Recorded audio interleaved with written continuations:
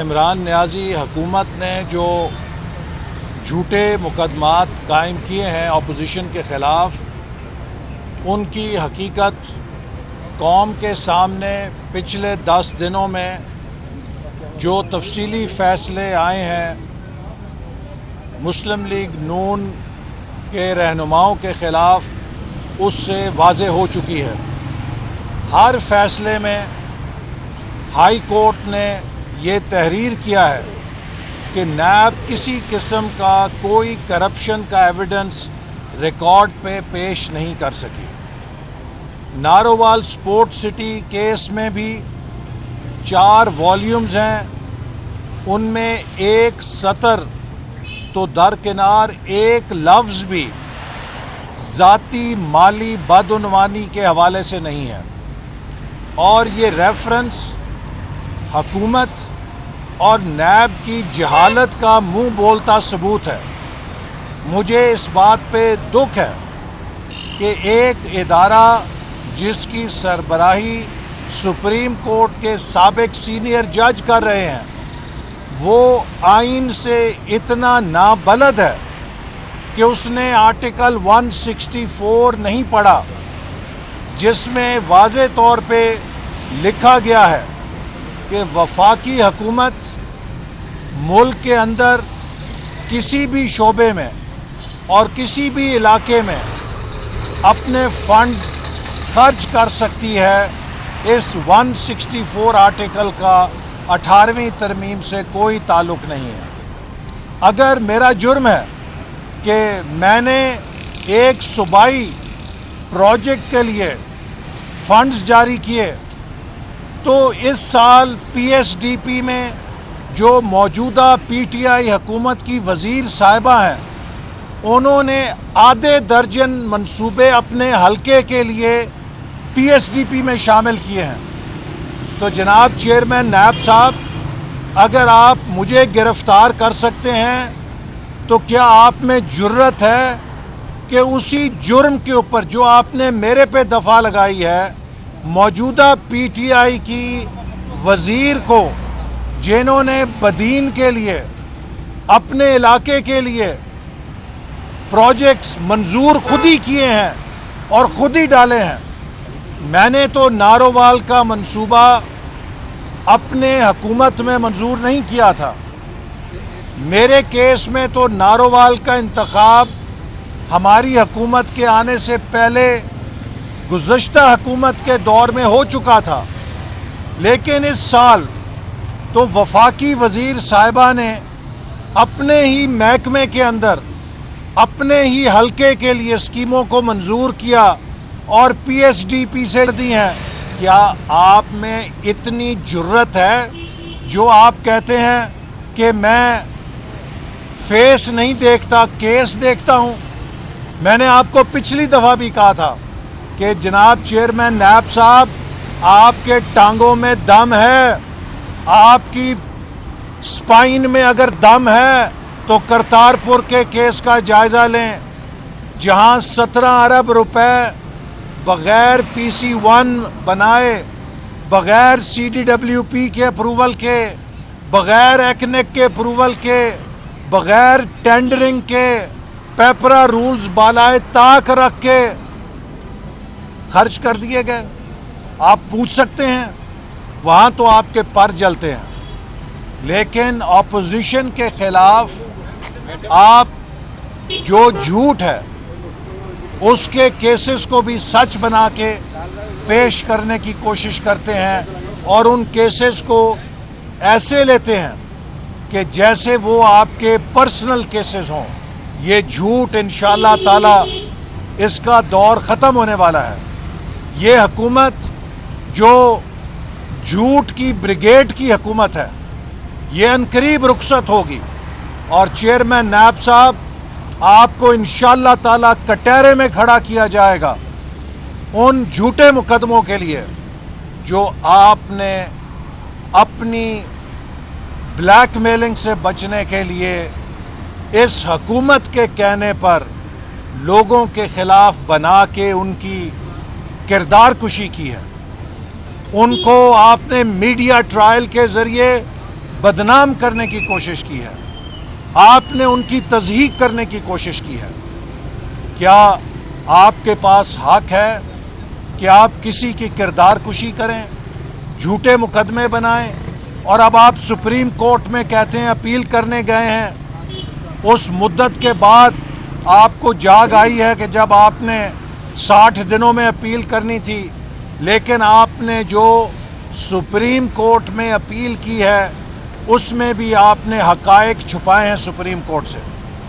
اول تو یہ ٹائم بارڈ اپیل ہے جو آپ نے کی ہے، لیکن اگر سپریم کورٹ نے اس کا سماعت کی تو وہاں پر ہم سپریم کورٹ کو بھی بتائیں گے کہ انہوں نے عدالت کی توہین کی ہے، حقائق کو توڑا ہے، مروڑا ہے، اور عدالت سے چھپا کے اپنے جھوٹ کو سچ بتانے کی کوشش کی ہے۔ آج پاکستان میں یہ حکومت تباہ ہو گئی ہے۔ یہ صرف امیروں کی حکومت ہے، امیروں کی گاڑیاں چل رہی ہیں، امیروں کے کاروبار چل رہے ہیں، لیکن غریبوں کا چولہا بجھ چکا ہے۔ امیر بڑے بڑے ہوٹلوں سے کھانا کھا رہے ہیں اور غریب کوڑے کرکٹ کے ڈھیروں سے اپنے لیے خوراک چن رہے ہیں۔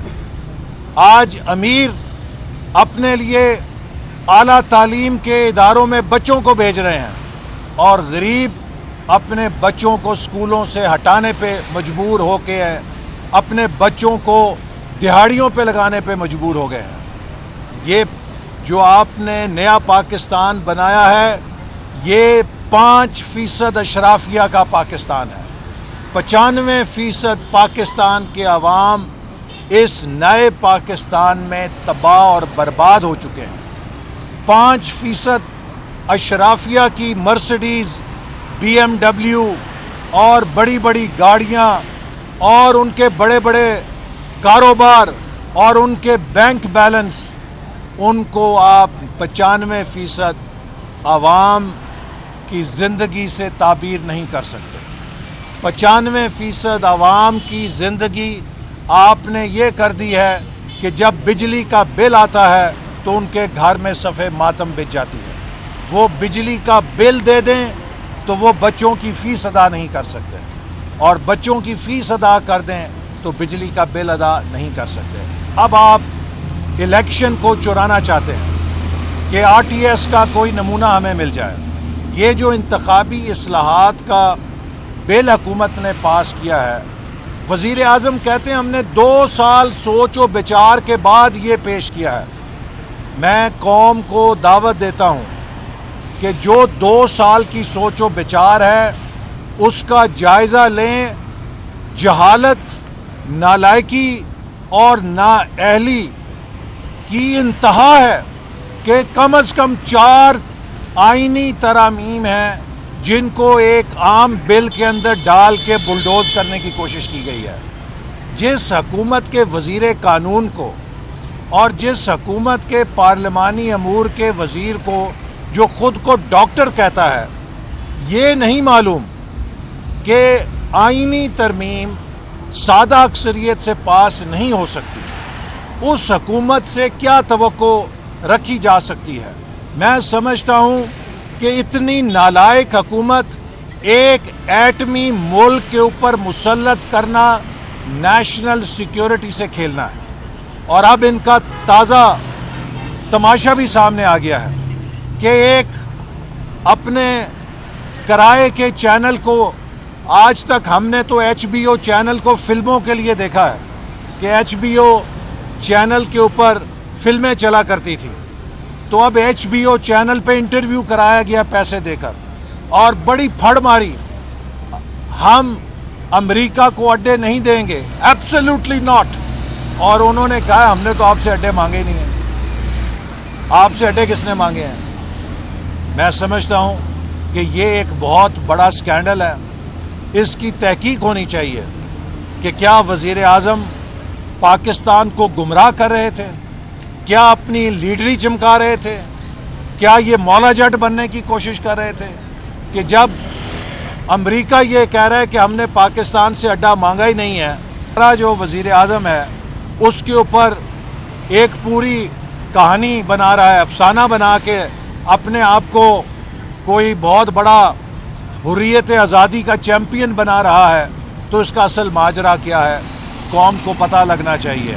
اصل بات یہ ہے کہ یہ سب جھوٹوں کی بریگیڈ ہے, اور یقین کریں کل جو زبان وزیر کشمیر نے استعمال کی ہے, میں سمجھتا ہوں کہ دنیا کا کوئی مہذب ملک ہوتا یا دنیا میں کوئی مہذب وزیر اعظم ہوتا, وہ شام سے پہلے اپنے وزیر سے استعفیٰ طلب کر لیتا. لیکن عمران خان خود بھی گالیاں دیتا ہے اور گالیاں دینے والے وزیروں کو شاباش دیتا ہے. اور یقین کریں کہ دل سے یہ سوال ضرور اٹھتا ہے کہ سلیکٹرز کو بھی ٹرافی دینی چاہیے. کیا چن چن کے نگینے اور نمونے قوم کے اوپر مسلط کیا. سر یہ بتائیے گا کہ ایک تو آپ کا جو ریفرنس چل رہا ہے اس پہ ہائی کورٹ کا جو آرڈر ہے, اس کے بعد جو ترجمان نیب ہے ان کا یہ کہنا تھا کہ یہاں پر ایک درخواست دائر کی جائے گی جس میں ہم کہیں گے کہ اس ریفرنس کی جو سماعت ہے روزانہ ہونا چاہیے.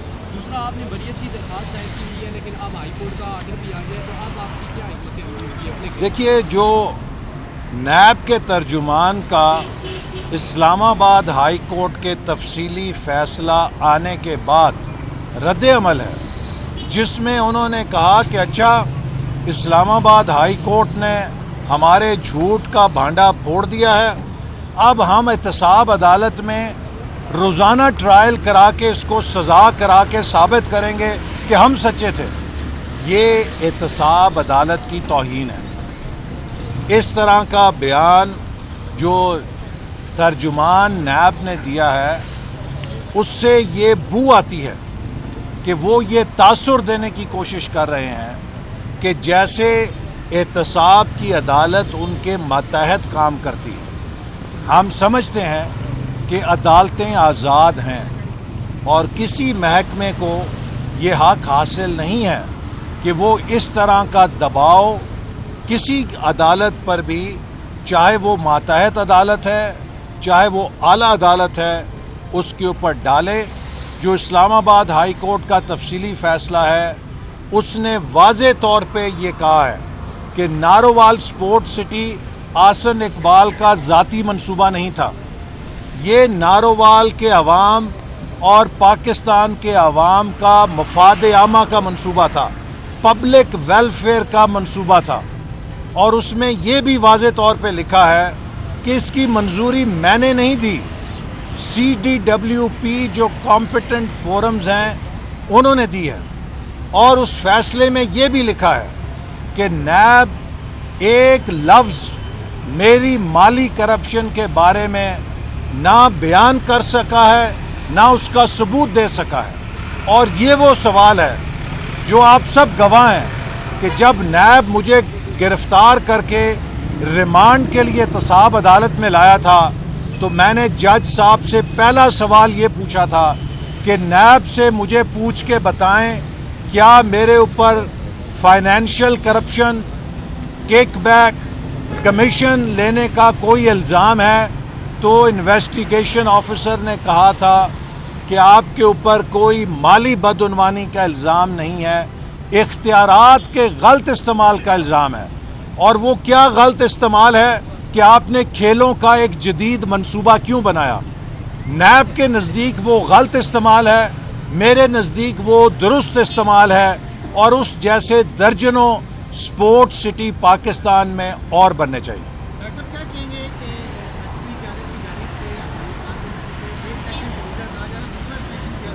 دیکھیے, عسکری قیادت نے جو بریفنگ دی ہے وہ چونکہ ان کیمرہ تھی اس پر ہم بات نہیں کر سکتے, لیکن یہ ضرور کہیں گے کہ انہوں نے ملک کو درپیش سنگین خطرات کی نشاندہی کی ہے. میرا ان سے بھی یہ سوال ہے, اور جو میں نے وہاں پر ایک ذمہ دار سے کیا, کہ یہ جو آپ کی بریفنگ ہے مجھے صرف یہ سمجھا دیں کہ ان خطرات کے ہوتے ہوئے اگر حکومت دن بدن پاکستان میں پولرائزیشن بڑھا رہی ہے, اور اگر ہمارے ریاست دن بدن ایلینیشن لوگوں میں, خطوں میں, علاقوں میں, سیاست میں, سول سوسائٹی میں, میڈیا میں ریاست سے لوگوں کو جوڑ نہیں رہی بلکہ ریاست سے اور دور کر رہی ہے، تو بتائیے وہ دنیا کا کون سا فارمولہ ہے جس کے تحت ہم ان خطرات سے نبرد آزما ہو سکتے ہیں؟ اگر یہ حالات اور چیلنجز سنگین ہیں تو پھر ہمیں ایسی حکومت کی ضرورت ہے جو ملک کے اندر یکجہتی پیدا کرے، جو ملک کو آئین کے اوپر چلا کے لوگوں کو آئین اور ریاست سے جوڑے، نہ یہ کہ وہ ملک کو آئین شکنی کر کے، آئین کی خلاف ورزی کر کے ریاست اور آئین سے ان کا رشتہ کمزور کرے۔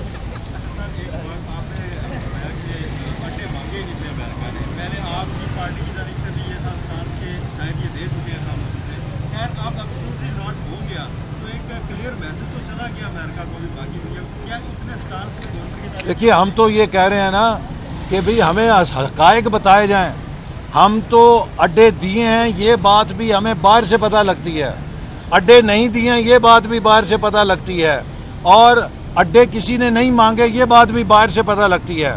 حکومت کا فرض ہے کہ وہ اس کے حوالے سے کوئی پالیسی بیان دے۔ وزیر اعظم کے اوپر ایک بہت بڑا الزام لگ گیا ہے کہ امریکہ نے اڈے مانگے ہی نہیں تھے اور انہوں نے طوفان پیدا کر دیا ہے۔ اگر ایسی بات ہے تو وہ بھی قوم کو پتہ چلے، اور اگر واقعی امریکہ نے اڈے مانگے تھے تو پارلیمنٹ کو آپ آن ریکارڈ بتائیں کہ دیکھیے جناب ہم سے تو اڈے مانگے تھے، ہم سے کہا تھا اڈے دو اور ہم نے انکار کیا۔ تو جو بھی واقعات ہیں ان کا واضح طور پہ قوم کو پتہ لگنا چاہیے، یہ ہمیں میڈیا کے ذریعے خبریں نہیں پتہ لگنی چاہیے۔